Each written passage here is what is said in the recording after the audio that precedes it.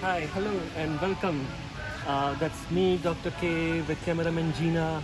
Today I'm at my favorite store, Bunnings. Now, previously we spoke about cucumbers and how I like to grow my cucumbers.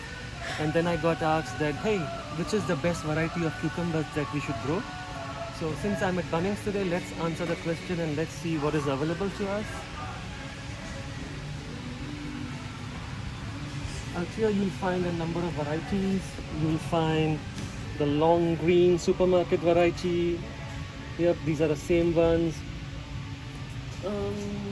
Out here you will find the bush cucumber, and then you have the market mo variety, and then that's a long green again, a few more long greens, and you have the purpless. What I'm looking for is the telegraphic cucumber, which looks like out of stock. So basically, there are two varieties. What I call them the thick one and the slim long one, or your long greens. The thick ones they grow much faster.